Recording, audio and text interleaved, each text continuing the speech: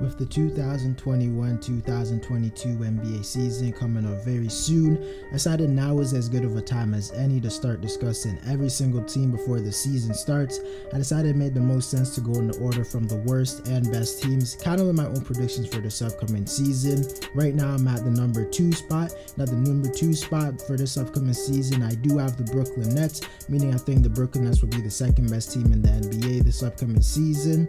In today's video, I'll basically just be discussing the Brooklyn Nets, how good I think they will be, how good I think their individual players will do, things like that. Before we get into the video, I ask you to drop a like on this video as it does help my channel grow. Subscribe to my channel if you want daily NBA content. Also, if you want to help me reach my goal of 2,000 subscribers. Also, drop a comment on this video as I do respond to all of my comments. And play that intro.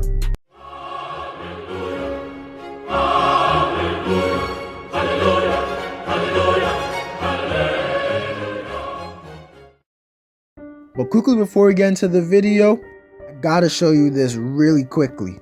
This is the new Diversion water bottle. It's basically a water bottle where you can put stuff like your keys, wallet, and other kind of small items like in your water bottle that will make you lose it way less. And it will also just help you to not have your pockets full and things like that. Click the link in my bio if you're interested, and into the video. When it comes to the offensive side of the floor, I think we all know that Brooklyn's definitely going to be probably the best offense in the league. If they had Kyrie Irving, they would for sure be the best by far, but at worst, I see them being a top 5 offense in the league. I don't even think they'll fall out of the top 5. That's how good this team is. If I'm being honest, I don't think they'll fall out of the top 3 if I'm being honest. And to be honest, I predict this team to be the best offense in the league. They literally have the 2 best scorers in the NBA in my opinion, and Kevin Durant and James Harden. 2 guys who can just go out there and give you 40 points without blinking an eye. If those 2 are on your team, there's literally no one else that can compete with them on offense. Even if the rest of the roster was absolutely trash, they're still an elite offense. When you realize this is actually a team with a solid supporting cast around them, then you have to start to get a little bit scared. They definitely don't have the best supporting cast in the NBA, but I definitely would say it's a good supporting cast. They have Kevin Durant. I think everyone knows who Kevin Durant is. I don't think he's going to get any worse or significantly better. He's a top 5 player in the NBA. Enough said. We also got to talk about James Harden, who surprisingly lasted for the first time in his career, had a lot of injuries, which was really surprising because we never seen him injured like that. To be honest, I think he gained a lot of weight, but even with all that weight, Harden is still a top 7 player in the NBA, and he has some stretches of being the best player in the NBA. I don't really think the difference between him and Kevin Durant is as big as people may think, but nonetheless, I still expect James Harden to be his normal self. I just hope he doesn't continue to get injured because no one likes to see injuries. Yeah, we gotta talk about Kyrie Irving, who will not be playing on this roster this year unless he changes his mind. Who knows what he's gonna do? Who knows if they're gonna trade him, whether or not he just stays on the bench and they just let him not re-sign with the team. But if I'm being honest, they are dramatically the title favorites with him. Without him, they're still arguably the title favorites, but their chances definitely got decreased without him. But nonetheless, I still think they'll be I literally have them as the second best team in the NBA without him. I think they'll be fine. I just hope Kyrie, I just hope stuff goes well for him. I don't know what decision he should make. I just hope stuff goes well for him. Yeah, we gotta talk about Kyrie Irving, who will not be playing on this roster this year unless he changes his mind. Who knows what he's gonna do? Who knows if they're gonna trade him, whether or not he just stays on the bench and they just let him not re-sign with the team. But if I'm being honest, they are dramatically the title favorites with him. Without him, they're still arguably the title favorites, but their chances definitely got decreased without him. But nonetheless, I still think they'll be I literally have them as the second best team in the NBA without him. I think they'll be fine. I just hope Kyrie, I just hope stuff goes well for him. I don't know what decision he should make. I just hope stuff goes well for him. To talk about some of the other players they got in free agency, they got Patty Mills, which I think is a really good signing. I think he could actually be a solid starting point guard for this team since Kyrie's not going to be here. He's a guy who doesn't really look to score as much, and he's not really ball dominant. He can play off the ball and things like that. Blake Griffin was pretty solid in his minutes last season. Definitely far from an all-star, but still a solid rotation player. They got LaMarcus Aldridge back, who I left them earlier because of his heart condition. He's back now. I think he'll be a solid piece. I don't really think he's going to play that much since he's one of the worst defenders in the NBA, but he's a guy who could come in and space the floor at the center position. They also have Bruce Brown, who is the best defender on this team. He's not great on offense, but he's also not terrible. He had a few big games for them last year in the playoffs. Just a solid role player. They also have Paul Millsap, who was definitely out of his prime, but I still think Millsap is a player who can help them out, as he's a really good three-point shooter at this point in his career, and he's solid on defense, and I definitely think he's capable of occasionally going off for a big game.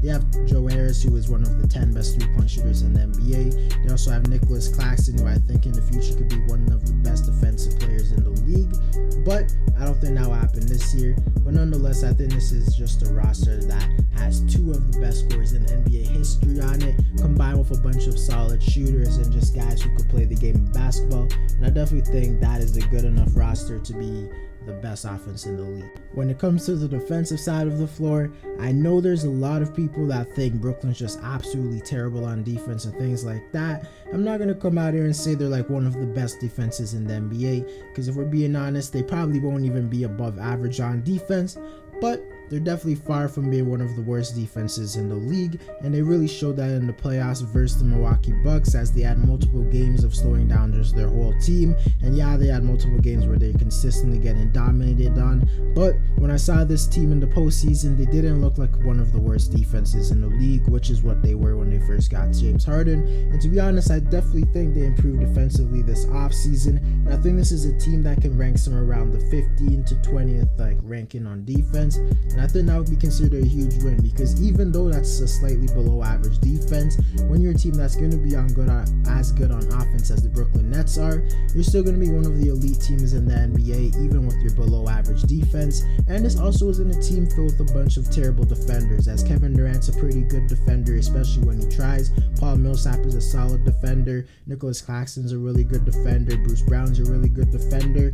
And they also have some bench players who probably aren't going to play a lot, but are in the NBA because of their defense, and like Sekou Doumbouya, DeAndre Bembry, and Javon Carter, who are all guys who are only in the NBA because of their defense. So to be honest, I don't think this is a horrible defensive team. The only problem with this team is they have no lockdown defender. Like if they ever have to verse a Giannis again, a Jason Tatum, a Jimmy Butler, slow down Joel Embiid, they will not be able to guard any of those guys at all, because they have no lockdown defenders. They just have decent defenders, and I think that's going to be their biggest weakness.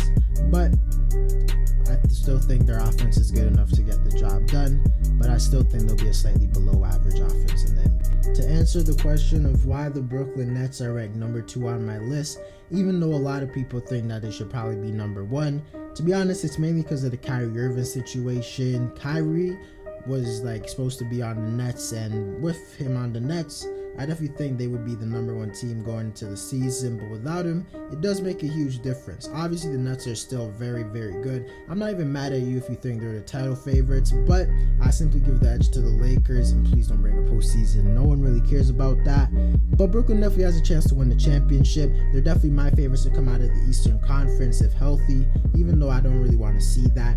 But nonetheless, I just hope we kind of get a good matchup of Lakers versus. Anyways, guys, that's it for the video. Let me know whether or not you think the Brooklyn Nets will win the championship. Drop a like on this video to help my channel grow. Subscribe to my channel if you want daily NBA content. Also, if you want to reach my goal of 2,000 subscribers. Also, drop a comment on this video, as I do respond to all of my comments. And I'm out.